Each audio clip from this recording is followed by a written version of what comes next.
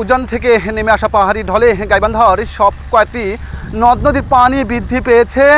গত 24 ঘন্টায় কিন্তু যদিও আমি জেনেছি এই যে যমুনা ব্রহ্মপুত্র নদীর পানি কিন্তু 14 সেন্টিমিটার বৃদ্ধি পেয়েছে এবং যদিও তিস্তা নদীর পানি কিছুটা কমেছে। আমি পানি উন্নয়ন বোর্ডের সঙ্গে কথা বলেছি।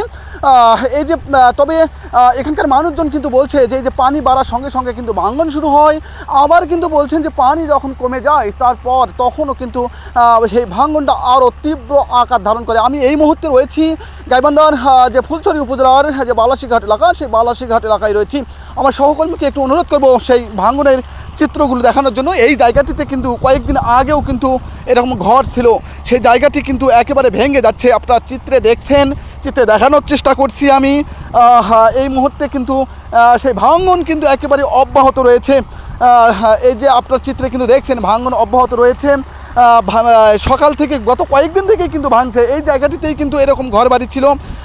তো এখানকার মানুষজন যেটি দাবি করছেন যে খুব দ্রুত যাতে জিও ব্যাগ ফেলে অন্তত এই ভাঙনটি রোধ করা যায়, যাতে দ্রুত এই ভাঙন রোধ করা যায়, এমনটি কথা কিন্তু বলছেন।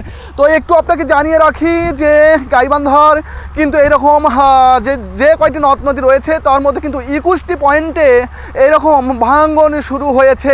এতে করে আবাদি জমি, বসত বাড়ি, এরকম আবাদি জমি তো ভাঙছেই, পাশাপাশি বসত বাড়ি, মসজিদ, কবরস্থান এগুলোও কিন্তু হুমকির মুখে রয়েছে, এগুলো কিন্তু ভেঙে যাওয়ার উপক্রম হয়েছে।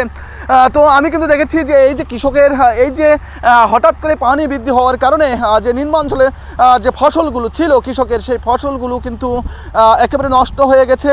তো আমার কিন্তু পানি উন্নয়ন বোর্ডের সঙ্গে কথা হয়েছে, তারা কিন্তু যেমনটি বলছেন যে তারা জিও ব্যাগ ফেলে এই ভাঙন প্রতিরোধের কিন্তু চেষ্টা করছে। তো এই ছিল আমার কাছে গাইবান্ধার ফুলছড়ি এলাকা থেকে এই নদী ভাঙনের সবশেষ তত্ত্ব। রবিউল ইসলাম, সময়ের কণ্ঠস্বর, গাইবান্ধা।